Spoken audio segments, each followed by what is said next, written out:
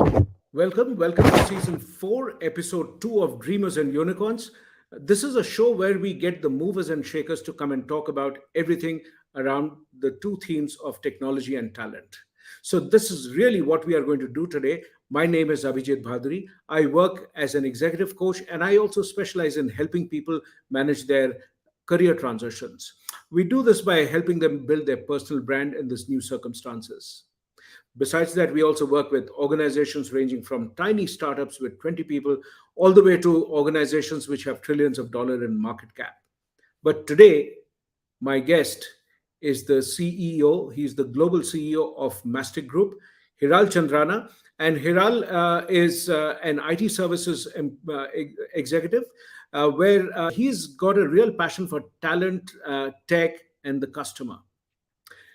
Hiral spent 14 years at Wipro, which is when we had a brief overlap. And then he's actually moved on to take on this really fabulous responsibility of leading Mastek. So, without any further ado, let's get started and figure out how does the chief executive decide to spend the first 90 days, which is so very crucial. So, let's hear it from Hiral.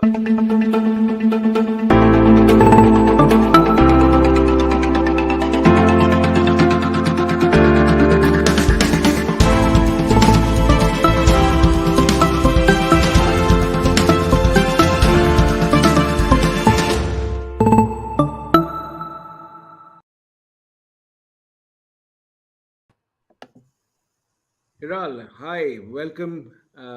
Where are you joining us from? Which city and the planet are you right now in? Abhijit, I'm in warm and sunny Chicago, and Okay, looking forward to the discussion. Thanks for having me. thank you very much for being in the studio with us. We're really excited because I've never actually had somebody talk about, what is the first 90 days like? There is this very famous book by Michael Watkins where he says the first 90 days are very crucial. Yeah. So we are going to sort of really grill you on that one. But did you, when you were growing up, what was your ambition? What did you really want to do as a kid? If somebody had asked you in college, I know you did engineering, you did an MBA, and then you sort of did a whole lot of courses at Wharton and various other Ivy League colleges. But when you were growing up, what did you want to do? Yeah, not too many people know about this, but I actually wanted to become a lawyer. Um, had a interesting inclination and knack for debating, and it was interesting where my mom said, "Become whatever you want, but just don't become a lawyer." So Why was that? so that's a different story. But I did have a passion for cars and automobiles, and ended up doing engineering, and then of course joining telco. At those days it used to be called telco, now Tata Motors. So that was kind of my initial stint, and then got into more engineering, building solutions, actually software engineering solutions in the early days. So you were a mechanical engineer, is that so? By Yeah, I did my bachelor's in mechanical engineering. That's correct. And do you think if you had to start life all over again, you would still go back and do exactly the same thing? I probably would, although there was that time where everyone wanted to do computer science, and still probably is the case. And or electronics was very hot in our times. So it was like an achievement into to get into electronics and communications. But um, mechanical engineering, which those of who have gone through that can relate to it, probably gives you that broader focus. It's almost like doing a bachelor's in business, maybe in some form, but it does open your eyes to a lot of things where particularly when you're not fully decided on what you really want to do, and I think it leaves the options open as you evolve and learn along the way, right? So, I just want to take a minute and welcome all the viewers and listeners who have joined us. So, this is a live conversation we are having with Hiral Chandrana. He is the global CEO of Mastic Group. And, I'm going to invite all my viewers and listeners to also put in their questions that you have for Hiral. And if something that we are talking about triggers a question, you want to ask that question, please feel free to add it in the comment section and we'll put it together. So we've got plenty of comments which have come up, but I want to first start off by saying that I read somewhere that you've got a huge interest in sports. And which sport, or is it sports in general? Do you like watching it? Do you play sports? Or, what's it like? Yeah, I mean, I do try to play tennis once in a while, but growing up, I played a few different things. The inspiration that I have gotten directly, indirectly through sports, and some credit goes to our son, who's very athletic, and he plays soccer and tennis as well. But there's numerous occasions from very recent last few days to many years back, and I can maybe just quote a few to kind of tie up what I'm referring to. Um, few years back, an Oracle executive invited me to watch the U.S. Sailing Championship, which was kind of going through Chicago, and it's fascinating the amount of analytics and data that gets crunched. You would never think, right, when it comes to a sport like sailing. All the way to when I went to watch the Indy 500, not too far away from here. The the difference between winning and losing is actually the 1 or 2 seconds that the team works together in the pit stop, and what decision you make in terms of when you want to stop in the pit stop. All the way to kind of underdogs, younger people coming in and beating more experienced people, all the way to more experienced people, like we've seen the likes of Tom Brady recently, who of course officially retired and starting his own Yeah, he's NFT going into company.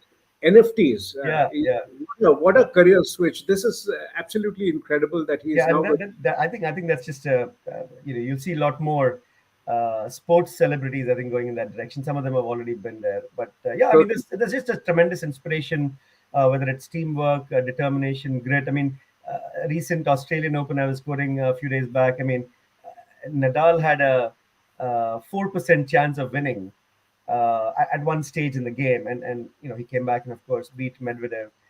Both great players, but just speaks for great inspiration, but also speaks for a lot of commitment and hard work. Right?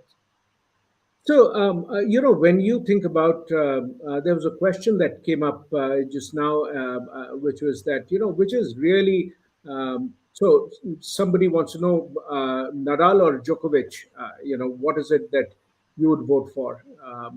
You know, Yeah, what would you, I have to personally go with Federer.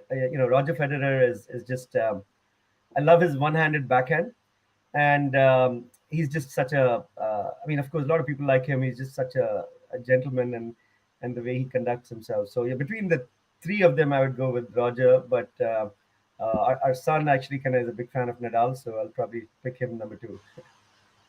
Okay, so here is a question from one of our viewers that how did you choose your priorities for the first 90 days? What were they? What are your tips to build a network with the CEOs for an account executive? What are your challenges as a CEO? So, how would you say that?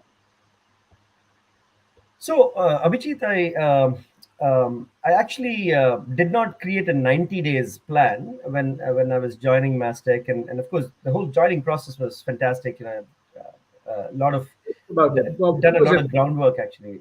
Sorry, go ahead. Tell us about the process of Oh, selection. What was it like? before joining, you mean before joining Yeah, Mastek? yeah. Yeah, I mean, again, Mastic, we keep saying this, and we want to change this. Is still a very, well kept secret. In many ways, not the world doesn't know as much as they should. But we've had a history of long, consistent innovation and many firsts, right? So.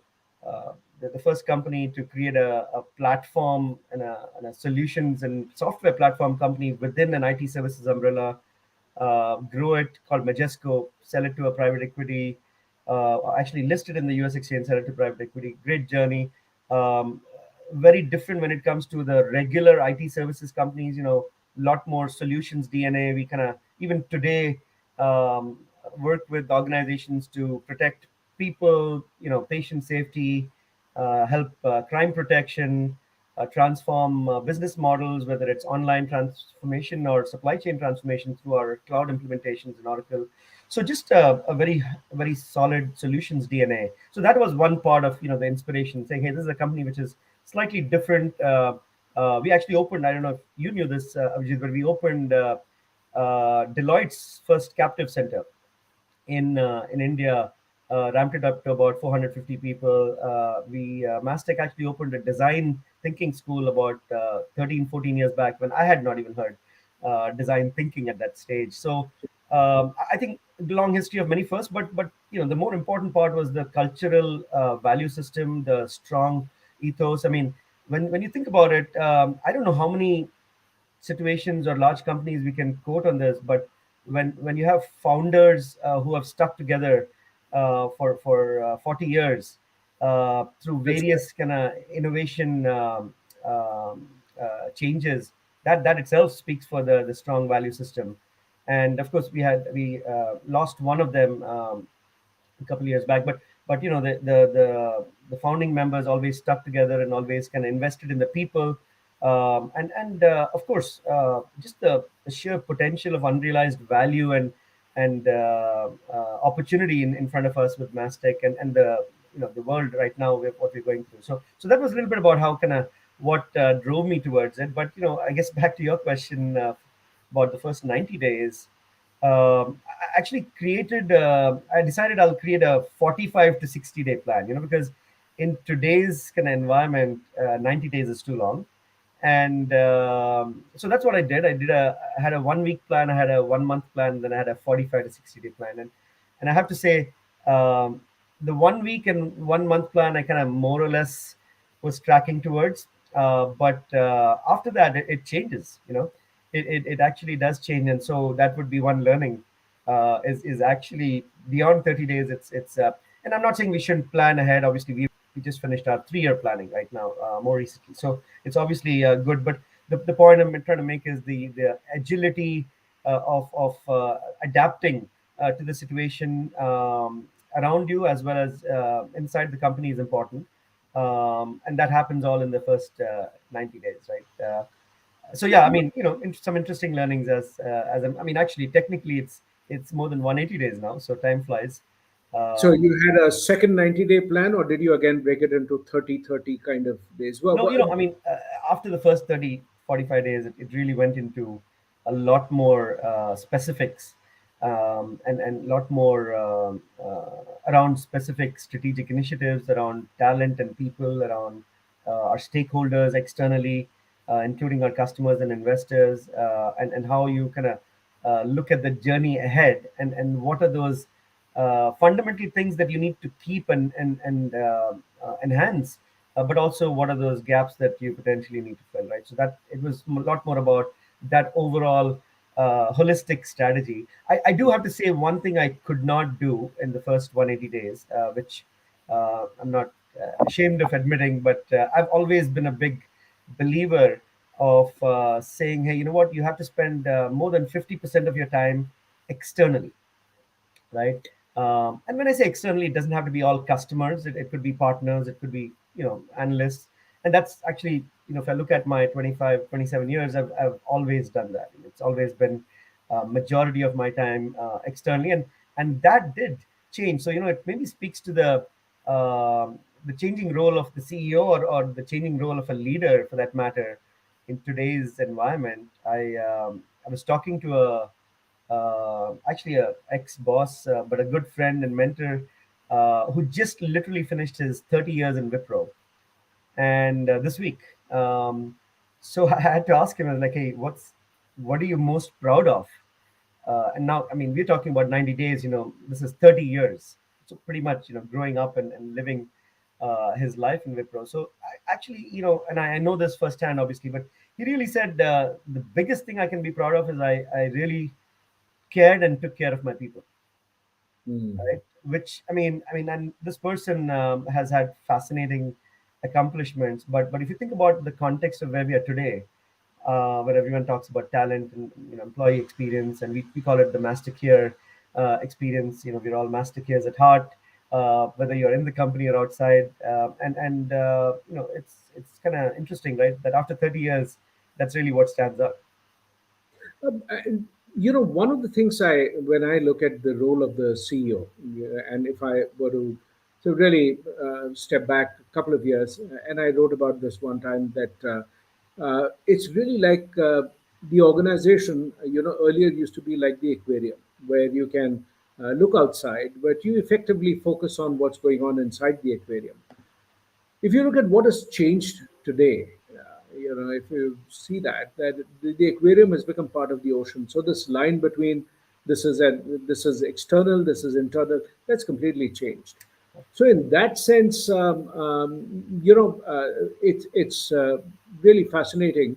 We have a whole bunch of questions. So before I ask my question, I'm going to pick Okay. up one of them, which is just come, which is what's the best advice you can give to somebody who's just joined the organization today? If somebody has joined an organization as a fresh hire, Yeah. what is your advice to somebody like that? Yeah, I mean, and I gave this to one or two senior leaders who joined us recently. So I'll say the same thing. I truly believe in it. Those first few weeks, first couple of weeks, just uh, take that opportunity to learn everything about the organization, and it could be in some cases the history, the solutions. It could be some successes, some failures. I think what happens in with all of us, right, is once you get into that mode of diving into your role, or in front of the customer, or depending on what the role is, it's tough to kind of take that time out. So that first few weeks or first couple of weeks is so critical to just pace it out, and meet as many people as possible virtually, or in person in today's world, depending on what permits you, and of course just learn as much as possible of what has motivated people, what has changed in terms of you know period of time, and really the culture element of what drives the organization, right? I mean, we in Mastek, we talk about Mastek 4.0, which was actually ahead of time again, right? I mean, in terms of autonomy and self-managed teams.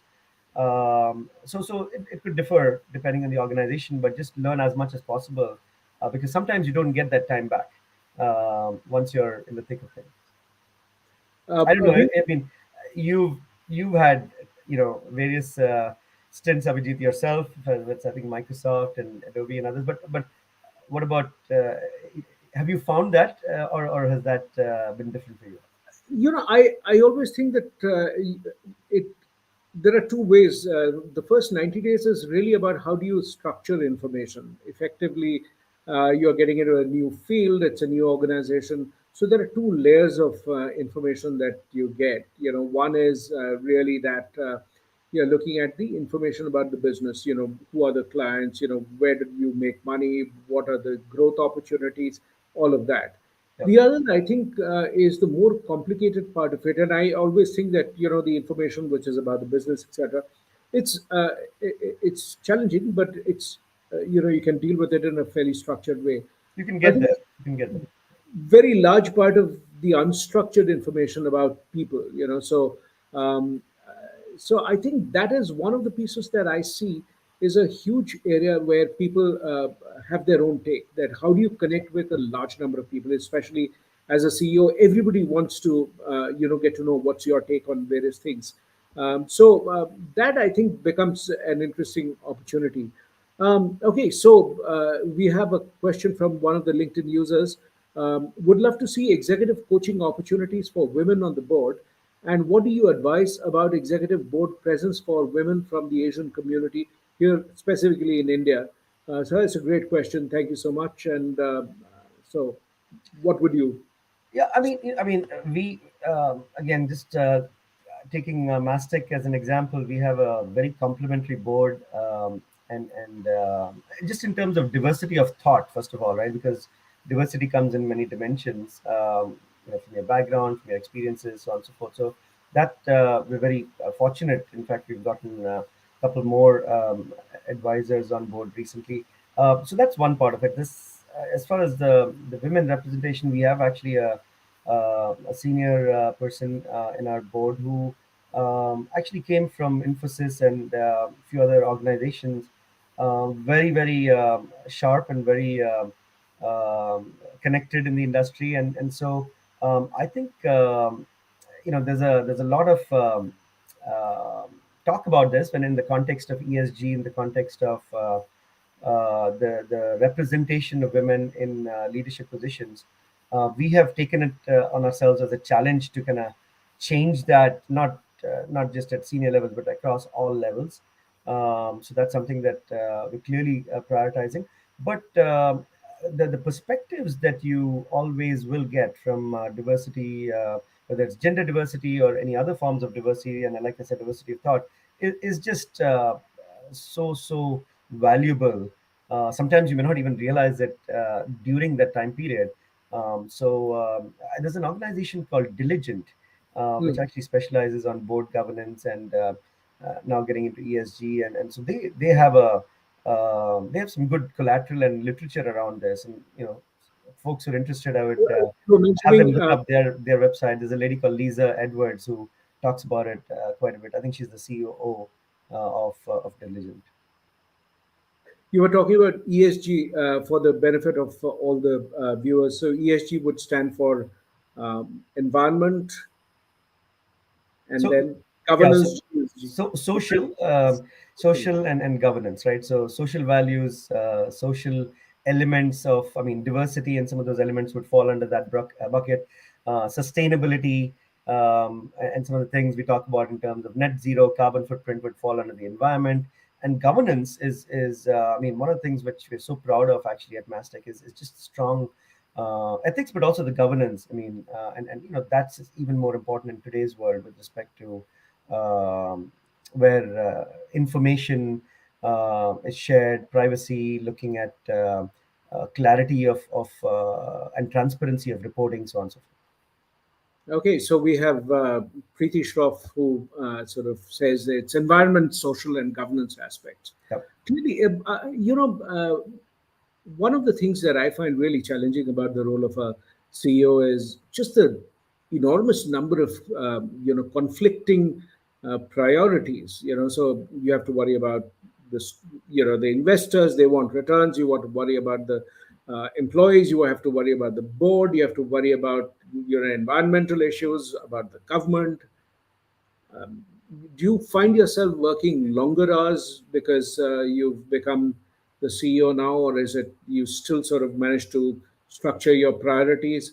And does this change? I mean, did you your the way you spend time, if you had to do it like a pie chart, would it be different in the first 90 days versus now that you've spent almost about 180 days, I would say?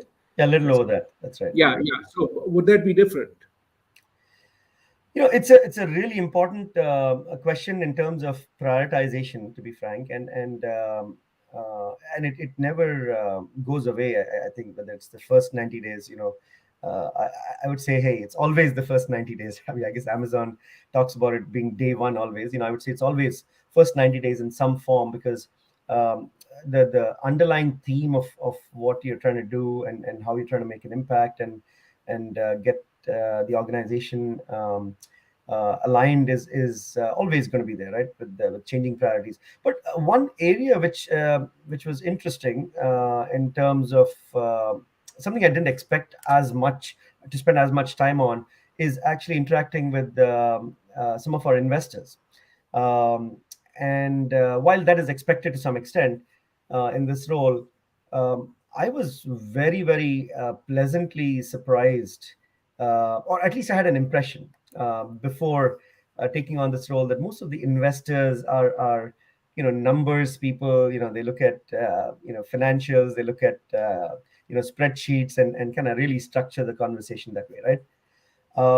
It's just exactly the opposite. I mean, 80, maybe even 90% of the questions of the insights some of them have brought in are actually strategic in nature for the most part.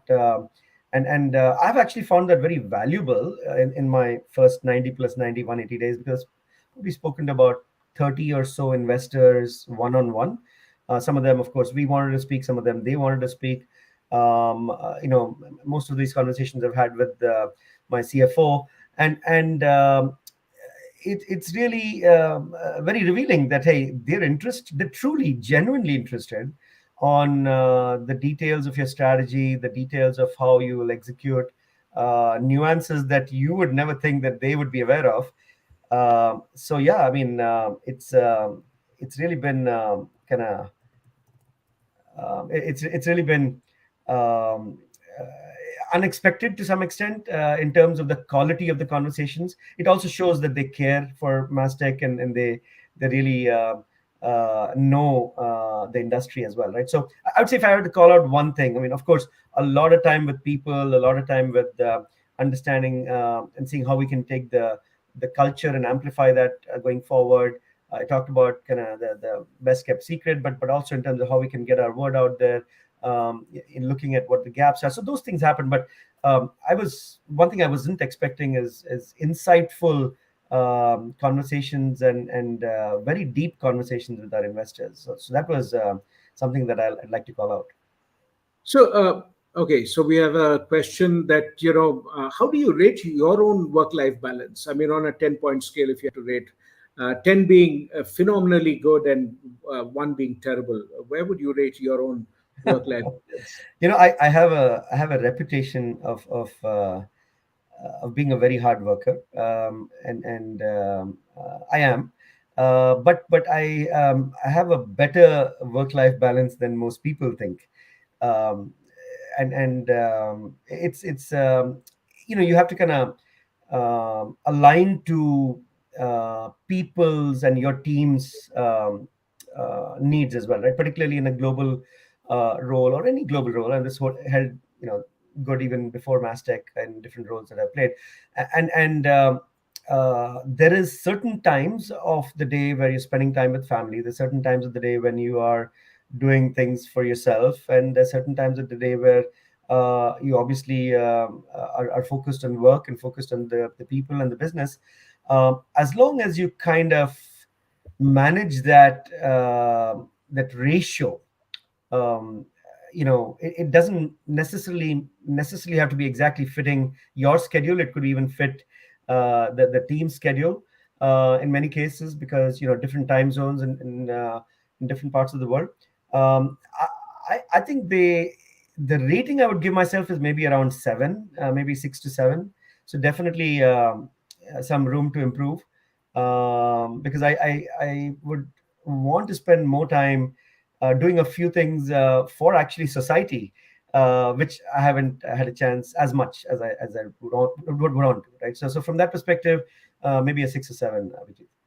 Okay, thanks. So, for those who joined in a little late, I'm in conversation with Hiral Chandrana, the global CEO of Mastek Group, and we've been really talking about his first 90 days and how he set the agenda and how he prioritizes. One of the questions that has come up is, what is a book that has really influenced you? I can see that. What are the top few books, that you really value and which has shaped your thinking? Um, you can. I would like to sort of structure it in two ways. Maybe you can tell me about a book that really shaped you and set you thinking when you were in college, and something that set you thinking, in your new role. So, talk to me about two of those. Yeah. So I mean, if you look at what's happening,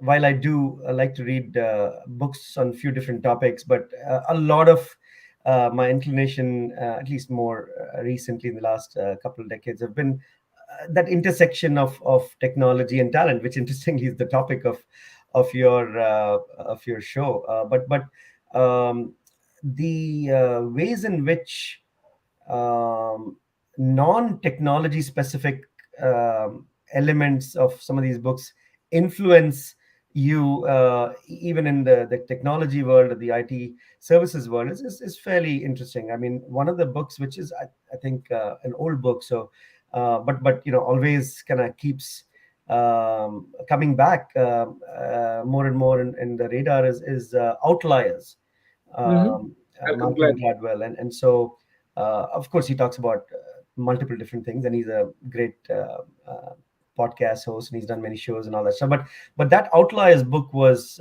did shape um, elements of my thinking, and Give me how. an example of how it shaped you. Give me one example. Yeah, he actually specifically said, there is, I think he talks about 10,000 and 15,000 hours.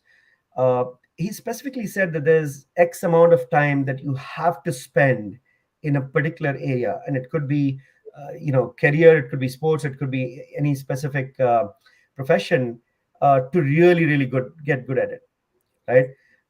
Which is kind of, I mean, it seems obvious, intuitively, but the details of how he kind of framed that, and the examples of the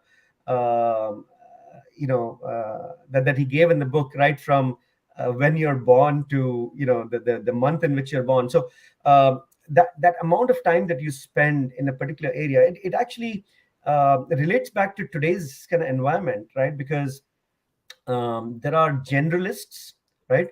And there are people who obviously are really good at covering diversity of various topics, but there are specialists, right? And if you relate back to today's kind of world, the focus and being what we call in our kind of world as SME, right, subject matter expert, in having the depth, whether it's a particular technology or set of platforms, or a particular industry or a particular domain, is so important, and you can do that only when you've spent a certain amount of time. So I mean, that's an example of how it even holds good in today's environment. One of the more recent ones that I was reading, which I think you might have known this author, is Amy Webb, uh, Really who curious. Yes, absolutely. you're aware One of. of the Yeah. finest. Yeah, I believe she teaches in NYU, but she's a very solid futurist, and I found her. Uh, I mean, a lot of people make predictions. Of course, some of it is true, some of it will not happen. But just the bold nature of those predictions. I mean, the book she wrote, The Big Nine. There's a Mhm. lot about tech industry that we talk about today, right? I mean, in today's kind of environment, as you know, there's the Big Nine, the Big Five. Mama, which I guess is now Microsoft, Meta, in that kind of acronym, along with Apple, Amazon, and Alphabet. So the influence that these technology giants are having, just purely in terms of sheer size. I mean, I was, I think, reading another book, or maybe it was an article, roughly about 250 or $280 billion of investments that they've done just in just these five companies, right? In 2021. And the reason I'm giving you that context is because what Amy Webb talks about in her book Big Nine is how these big tech companies are going to sort of almost warp humanity with their AI models, and with their just the sheer power of the data that they have, and just the ability to influence economy and the world, and humans. And she talks about the human element of it, because I mean, just going back to our ESG reference, or diversity, or social elements, uh, machines are very intelligent. Obviously, that's proven. But are they intelligent in ways where they're empathetic, where they understand human elements? And so these are interesting topics, which are obviously going to get hopefully resolved or uncovered at some point. But bringing that out boldly in ways that she did, keeping an AI kind of theme, but really touching humanity, right? Hiral, we've got tons and tons of questions from the viewers. So, for all those who are joining us, we are talking to Hiral Chandrana, the global CEO of Mastek. And, one of the things that Yogi Sriram has asked is, do you have any suggestions on how a CEO should deal with a situation where there's an activist shareholder who has an agenda that'll take the company in a different direction in case of companies which are listed overseas? I mean, how do you sort of deal with that? Really, there are tons of questions. So I'm going to look for a really short answer on that. Yeah,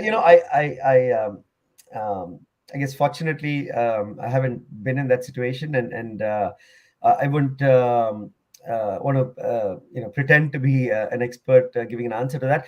I will say just more broadly, though, right? That one of the underlying themes that I've stood very kind of close to is just collaboration, right? I mean, I always talk about speed, collaboration, and trust.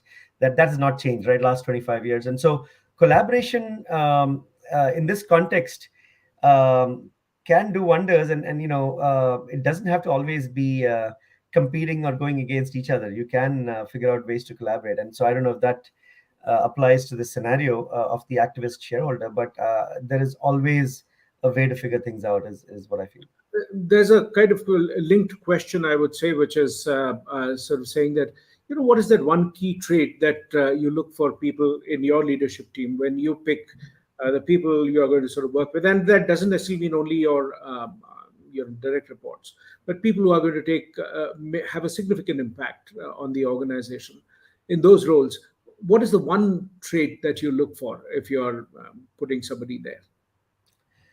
Yeah, it's very difficult to have that one trait. I mean, I'll just be very frank, because that's not how you would actually select, or that's not how you would actually pick talent or groom talent, right?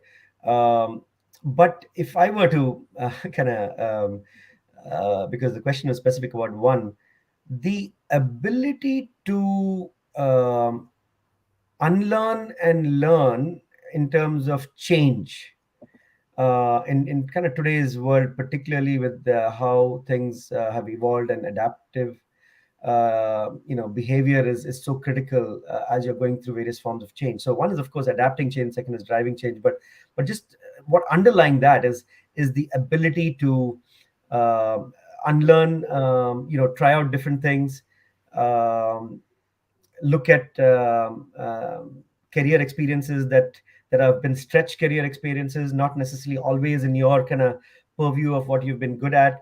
Uh, Looking at how people have experimented in different areas, or it could be in the same company, but it could be different roles. So those are things that it's tough to, in a 1 or 2 hour or even few hours conversation, it's very tough to gauge that. But you can start looking at patterns, right, of how the person has evolved. And so that, I think, to me, that would stand out as just the ability, because that person, can continue to drive change in the future. It makes complete sense. So adaptability is looked at one of the meta skills, that today. And Abhijit, you're the expert on these, so I know you're asking me these questions, but I'm no when expert, it but comes to talent and skills, and you do that, I mean, really well, obviously. So. thank you. But I when I see that across the different sizes of organizations, whether it's tiny startups or very large organizations, this is one of the things that is coming up more and more in the conversations. Adaptability, the ability to learn what you have not been taught, and also I think the ability to take decisions and deal with ambiguous situations where everything is not clear. So Yep. I think which is why the role of the leader has changed quite dramatically. But I'm going to change gears and move into a different dimension, because in season 4 we said that the theme is tech and talent. So I'm going Sure. to sort of switch gears and go a little bit more on tech. When you look at the industry that you are operating in, IT and IT services, what are if you were to pick 2 or 3 areas that you think there are going to be significant shifts, or you already see those happening? What are those that you would bring out?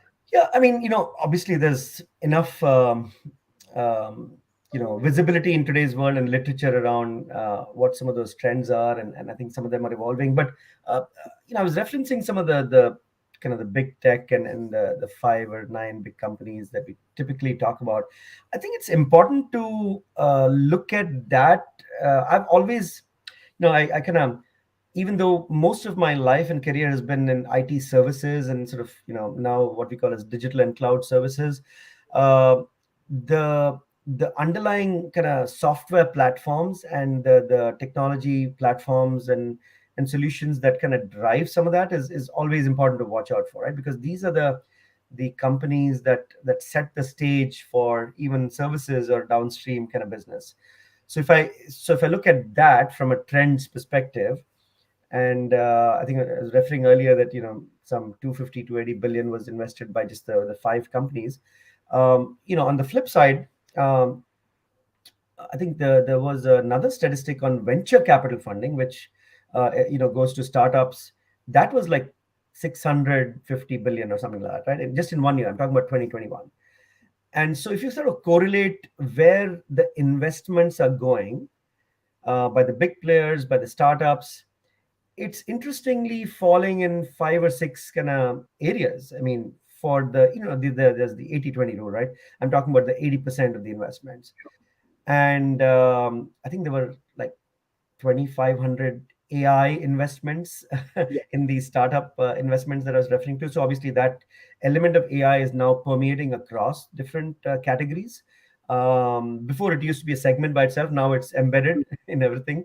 But everything from autonomous cars to uh, the latest metaverse buzzword, to health tech and fintech, right? And of course, related to that, there's the crypto and kind of the blockchain elements and so on and so forth, and space, right? I mean, if you kind of really look at the patterns again, I mean, I like to look at patterns because that sort of gives you that 80-20 rule, and then these are where your investments are going. When I say I'm talking about the big players, but even the startups, and so if you look at it from that perspective, um, I I don't think we talk about it enough. But the whole hardware element. When I say hardware, I'm talking about devices. We talk about the amount of data that generates. We talk about that in terms of today's connected world. But the combination of this complete stack, right, of hardware, software, services, and how that really has the ability to converge and generate some phenomenal amplification of innovation is going to be really interesting, right? So even if you look at all these trends, right, I mean, they are in some form, right? But I was reading about it's funny, just in the last 1 week, we always talk about tech stack, right? Full stack engineers. Now there is something called Jamstack. One of my team members sent me something on Jamstack, which I think is like JavaScript and APIs. But then there's something called DAO stack. DAO. I mean, this is your decentralized autonomous Autonomous. operations, right? Yeah. I mean, and so if you look at that, and if you look at correlate some of the other trends, it is convergence and intersection of all these things which is actually going to create a ripple effect. And so if you take a look at it from an IT services perspective, that shifts. I mean, if you look at it from 3 to 5 years, particularly a lens which is a little bit more medium to longer term, it actually shifts how customers are going to be thinking about their businesses, all the way to what they're expecting from partners like Mastek, in terms of engagement models, delivery models, business outcomes, because they are fairly savvy. I mean, one of the things which has changed in the last few years, particularly, is that customer CXOs have become very savvy, and gone are the days when you kind of have people who just kind of manage and have this overall view of things, and most of the CXOs are very hands-on, right? I mean, they actually know their stuff. So how you kind of interact with them, but also more importantly, how you deliver value. At Mastek, we talk about trust, value, and velocity, and we feel that these three kind of But guiding explain, principles. explain these three to me. I mean, trust, value, velocity. I noticed that in the photograph that was there, which you sent. So, what does that stand for? Talk to me Yeah, I about. mean, fundamentally, what we say and believe in is that when it comes to stakeholders, and this applies not just to customers, it applies to employees or mastercares. Some of them, I think, on the show. It applies to our community, our societies we live in. It applies to investors and other stakeholders. So it is that trust that you're building with these stakeholders that is non-negotiable, right? I mean, mistakes happen, but how you correct them and how you kind of deal with them is equally important or more important. So just the credibility and the trust with stakeholders. So that's the trust part of it. Value is really about kind of the business value when it comes to customers, right? But when it comes to I think I got my screen saver. But when it comes to value that you create for your employees, it could be career value, it could be social value. We talked about ESG earlier. So that's the value element of it, right? So one is, of course, at a fundamental level, each person in Mastek is valuable. That's kind of the first underlying principle. But beyond that, each person should be adding value. Whether it's to our customers or other stakeholders, and so that's the value part. And of course, velocity, as you know, in today's world, with the speed at which things move. With you talked about decision making earlier, but it goes all the way to how you want to get things done. Of course, you want to be analytical about it. You want to make the right decisions, but velocity in delivery, velocity in career paths, velocity in how you invest in the future, right? Are all important. So that's really, in a nutshell, it's an all-encompassing how we want to think about us as a company, as Mastek, but also how we engage and transform experiences with all stakeholders that we deal with. So, you had mentioned something earlier that Mastek has been working in healthcare and preventing crime, and so they have a number of interesting areas that we could explore. But when you look at so I want to sort of structure this conversation, the question around two areas. One is, healthcare, as you see it Yeah. sort of evolving. It's one of the big areas which I believe, is going to sort of grow in future. Sure. The other piece that I think which is getting reshaped in multiple ways, which is retail and the consumer space. And I know that you spend a number of years in that. So these are two areas that I'm going to sort of say that just as much as when you looked at the pivot and trends, you talked about artificial intelligence software platforms, or you talked about the VC money which is going in, or the IT services. Those are three big takeaways. At least that's what came to my mind. Yeah. How do you view healthcare and potentially consumer retail kind of these two sectors?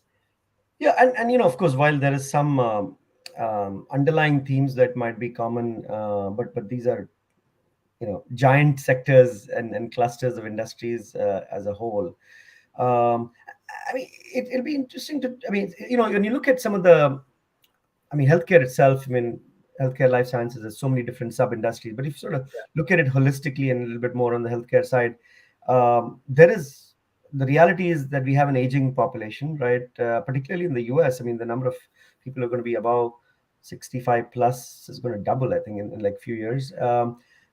The costs, very interestingly, we did some analysis fairly recently from one of the analysts actually helped us with this. But if you look at the costs in healthcare, um, very little is actually IT and administrative costs. A lot of it is, prescription drugs, inpatient, outpatient type of costs, maybe physician costs. I mean, that's really making bulk of the 80% or more of the cost. So if you look at that, if you look at kind of what has happened through this COVID timeframe, where of course there's a lot of suffering and pain through these challenging times, but also a lot of innovation in healthcare that has happened at the same time with respect to whether it's virtual healthcare or home care, and looking at just personalization of that care, right, in terms of patient experience. So I think it's such a massive industry. We are actually at Mastek very focused on it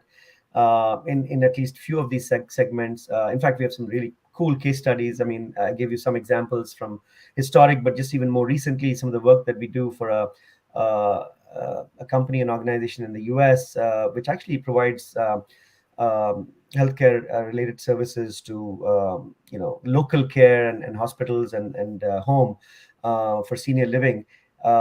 Just kind of how does that get transformed, not from just from a cost and optimization and efficiency perspective, but there's regulations, there's compliance.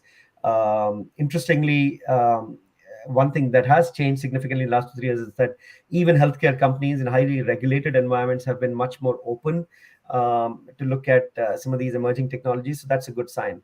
So I would say that if you look at going forward, if I were to pick one, it's interesting you picked healthcare, but this is the industry that we're actually betting on, and a lot of companies are betting on, right? In terms of how it's going to get transformed through these technologies that we talked about earlier, but even just the whole business models of care and well-being. We talk about, right, instead of preventative, instead of just sort of after the issue has happened. One of the things, one of the large deals kind of we actually won recently, which is publicly announced, was helping with these side effects that patients would have after there is a medical device or an implant made. It was actually won by a UK team. Phenomenal job at NHS, and that's an example of, again, preventing, thinking about how you would prevent something, right, from happening. So that again, just giving that example, but that permeates across every interaction that you want to have with the patient. And so relating it back to some of the big platform players and kind of how we look at it also, there's a lot of investment that's going into what we call as industry clouds. And Sure. there's, for those of interested, there's a lot written on this as well. But the view that organizations or bigger platform companies have taken, the likes of Microsoft and Salesforce and Oracle and others, is they want to really create those turnkey solutions. And of course, there's always going to be some level of customization and tailoring of that. And this is going to be like a 500 to 750 type of billion-dollar industry in just industry clouds, right? And so healthcare is probably going to be a big part of that journey. Now, retail consumer, Abhijit, is different. I mean, you, I think, have spent some time there as well, and there, I was reading something. I think it was last month, maybe, or maybe towards the December timeframe when you typically catch up with some of these things. But a company called Rite Aid, which Hmm. you know frankly I don't think of them as innovative, but they I was very surprised. So that's why I'm sort of mentioning that example. uh, they said that they've changed. I mean, this is a, for those of you who don't know, it's a pharmacy. It's like CVS, but it's like a smaller conglomerate and chain, headquartered in Pennsylvania. I've done some work with them in my prior years, but they said that they've changed 75% of their merchandise Hmm. cater to Gen Zs, Wow. right? This is That- writing. We're not talking about some e-commerce site, or I mean, we work with a lot of med device companies who've done the same, or not med device companies, some of the retail fashion companies who've done the same. yeah. But we're talking about right aids. Right? So my point is that the changing consumer, which we all know about, I mean, one is of course on the talent side in terms of flexibility of work and so on. So, but even when it comes to buying and shopping habits and looking at how the preferences have changed, and obviously, again, we do as Mastek, we do a lot of work in e-commerce and digital commerce and experience, not just with retail companies, but even with med device and manufacturing companies. So we kind of see that shift in terms of how the, not just the volume of transactions that happen, or the mobile devices and the how shopping gets done, but in terms of conversion, in terms of preferences, in terms of the different buyer, right? Particularly keeping in mind Gen Zs are going to be the future, workforce, but they're also going to be the future customer, right? So Sure, sure. And if I were to just sort of really summarize, there have been a whole lot of questions and comments which have come up. So I think even a company like Apple is going to be a healthcare company going forward. It's going to move away from the devices that we look at them as. And I think privacy is going to become one of the big areas where organizations are going to focus on, because as work moves into the metaverse, and one of the ways to think about it is, you take a game like Roblox, you are likely to see work moving more into that kind of a space where people can sort of do different kinds of activities in that simulated environment in a far more realistic way. Today, the graphics there are, really childish. It's pretty much like early days of video games. yeah. It's got those kind of things. Even NFTs have some really uh, sort of bad graphics and all that. That's all going to change, and that I think is going to be where a lot of work is going to get done, etc. So we expect to see that. And I want to sort of move to a different kind of less serious kind of an area, and say that when you think about the next 90 days, you've spent 180 now in the company. What are you going to focus on in the next 90 days? What was that going to look like? I mean, actually, what I said earlier, I really meant it. I mean, it is always, I'd like to kind of make this always the first 90 days. I mean, that you're sort of looking at it in truly those kind of blocks. But the underlying elements that make up that, right, in terms of people and time you're spending on talent and leadership development and looking at how the future workforce is going to evolve. So that's of course one element of it. I talked about the external elements of customers, of partners. I'm going to ramp that up a little bit in terms of the amount of time I spend, and hopefully with some of these variants of variants. Uh, I don't want to say behind us, but slowly, trying to get behind us. There's going to be a lot more interaction in person as well. But that's really where we believe is important. I mean, not just for me for that matter, but for our leadership team and for our entire workforce in terms of thinking about the customer, thinking about our partners and our ecosystem. Stakeholders will continue to be important, right? And like I said, I'm fortunate to have a great board, some really good founder promoters who are passionate about the company even today after so many decades, and also looking at how we can add value to our stakeholders. We do a lot of work actually at Mastek, even with the academia. In fact, one of the founders who's not active in the company anymore, but he's got a passion for academia. So we run this thing called Deep Blue with the universities to solve challenging problems. We do that. We do have a foundation. Our vice chairman MD has his own elements of what he does for social causes and universities. So there's a lot of other things we do for stakeholders, even outside our customers and investors, right? That's the point I'm trying to make. So that's important in terms of how we look at it holistically. But fundamentally, Abhijit, I mean, it's not a very earth-shattering answer. It's really those three elements of people and talent, the evolution of that, how to get the workforce ready for the next 3-5 years, and then customers and partners ecosystem that I talked about, which is finally what drives the business, and the strategy, the execution of that, and then our stakeholders beyond investors and society as a whole, and the impact that we can make and the value that we can create for them. Perfect. I would end with a couple of quick rapid fire questions. Okay. Favorite cuisine? Favorite cuisine is Mexican, but I'll caveat that with only in certain places. I mean, I think the best Mexican food I've had is in Albuquerque in New Mexico. Okay. Favorite sport? Tennis. Yeah, I mean, although I've been watching more soccer, football for others, but than any other sport in the last maybe 10 years, mostly because our son is so passionate about it. But yeah, I would say soccer and tennis. Your role model? Wow, this is a question I actually get asked, and I've given a very vague answer to it for various reasons. But there are so many mentors and influencers. I've actually been very fortunate, truly, to have had great bosses, great friends, great colleagues, great team members. So it would be just a shame if I picked one role model. I mean, it's truly been for me a 360-degree view of how it's helped me evolve and get inspired.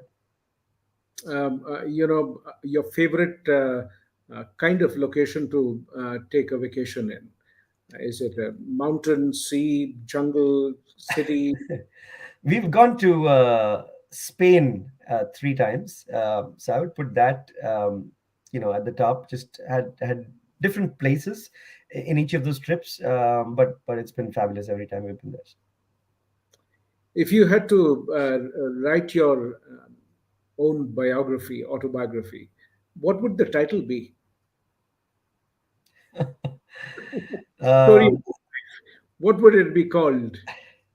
I haven't thought about it. I mean, I think I haven't achieved as much as some of you and many others have done, and I think it's too early for an autobiography. But if I were to sort of leave and thought it would be impact that have been able to make on people and our customers, right? I mean, in the end, if that's the one takeaway, saying that, hey, that had a long lasting impact on people and who worked with us or worked with me, and the customers that I've dealt with, I think um, that would be satisfying.